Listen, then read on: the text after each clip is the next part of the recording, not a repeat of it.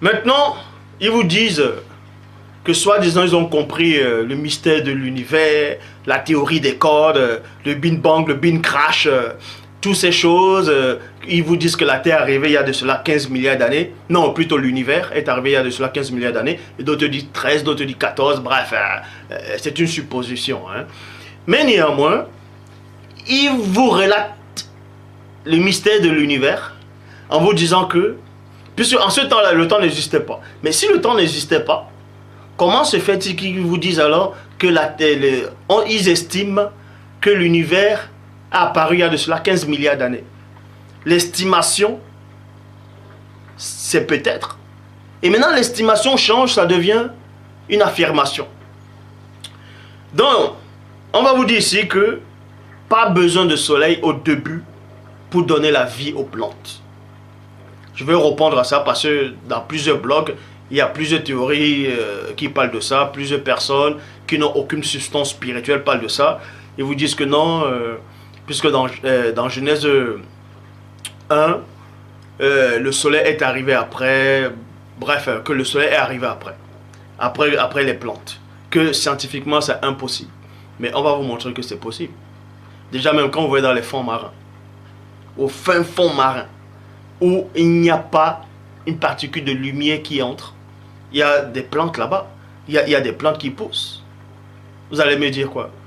Que ces plantes-là font comment? Mais certes, ils ont besoin d'oxygène. Il y a l'oxygène.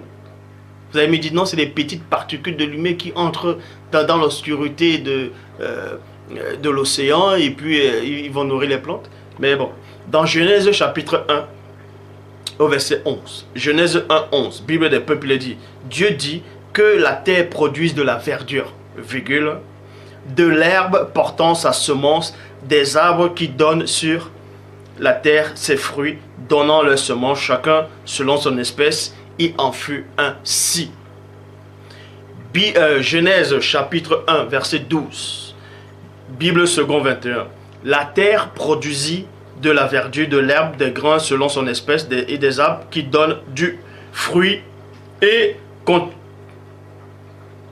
contiennent les semences selon leurs espèces. Dieu vit que cela était bon. Remarquez ici qu'il y a des arbres qui ont poussé, il y a la semence, il y a eu des feuilles, des plantes, des fruits, tout ça là. Mais le soleil n'était pas encore là. Et on vous dit néanmoins que les plantes ont besoin de soleil pour vivre. Mais comment se fait-il alors dans Genèse chapitre 1, verset 12, il y avait les plantes qui poussaient sans soleil? On va vous expliquer pourquoi c'est possible. Dans Genèse chapitre 1, verset 13, il y eut un soyeux matin, ce fut le premier jour. Genèse chapitre 1, verset 14, traduction Abbé Filion le dit. Dieu dit aussi, deux points, que des corps de lumière, et non un, mais des corps de lumière soient faits dans le firmament du ciel, afin qu'ils séparent le jour avec la nuit, et qui servent de signe pour marquer des temps, des jours et des années.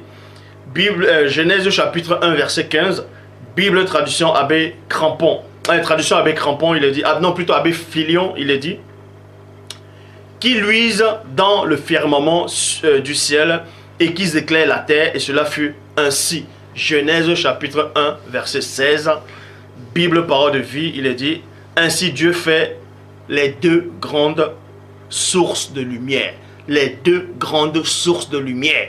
Donc comme j'ai dit au début, la lune c'est une source de lumière, le soleil aussi c'est une source de lumière. Chacune a sa propre lumière. Chaque astre a sa propre lumière. La plus grande pour commander le jour et la plus petite pour commander la nuit. Il fit aussi les étoiles. Genèse. Pour comprendre maintenant ce phénomène-là, pourquoi les plantes au début de la création n'avaient pas besoin du soleil, de la lumière du soleil, tout simplement parce que pour ceux qui sont non initiés, pour ceux qui ne sont pas assis dans les Écritures, pour ceux qui ne sont pas passés à l'école spirituelle de Zulula, Genèse chapitre 1, verset 3 vous donne la réponse. Dans Genèse chapitre 1, verset 3, Bible du sommet le dit. Et Dieu dit alors, deux points, que la lumière soit. Et la lumière fut. Que la lumière soit. Et la lumière fut. Cette lumière-là, c'est quoi? Bon, on va un peu rester dans le visible. Cette lumière-là, c'est quoi? Cette lumière-là, c'était déjà une source d'énergie qui émanait déjà la vie, qui avait la vie. Et cette lumière-là donnait la vie aux plantes. Cette lumière donnait la vie, l'oxygène aux créatures, plus tard qui ont été créées, dans le visible. En ce temps, on n'avait pas besoin de soleil, puisqu'il y avait déjà la lumière même de la terre. Pourquoi? Genèse, chapitre 1, verset 3, comme je dis. Et Dieu dit que la lumière soit et la lumière fut. Cette lumière-là, on va témoigner de cette lumière-là plus tard, dans Jean, chapitre 1, verset 3, qui dit, Nouvelle Bible seconde, tout est venu à l'existence par elle. Par qui? Par la parole de Loba, par le verbe de Loba. Et rien n'est venu à l'existence en elle. Ce qui est venu à l'existence. Bible des peuples, l'univers n'a existé que par lui. Et rien n'a existé sans lui. Ce qu'il a existé. Jean, chapitre 1, verset 4. Bible à la colombe, il dit, en elle était la vie. En elle était la vie. Est-ce que vous comprenez? En elle était la vie. Donc, à la parole, au verbe de Loba, résidait la vie. Et la vie était la lumière des hommes. Loba, c'est cette lumière-là qui était la lumière. Cette vie-là était la lumière des hommes. C'est cette lumière-là dont Loba, Dieu a dit que la lumière soit et la lumière fut.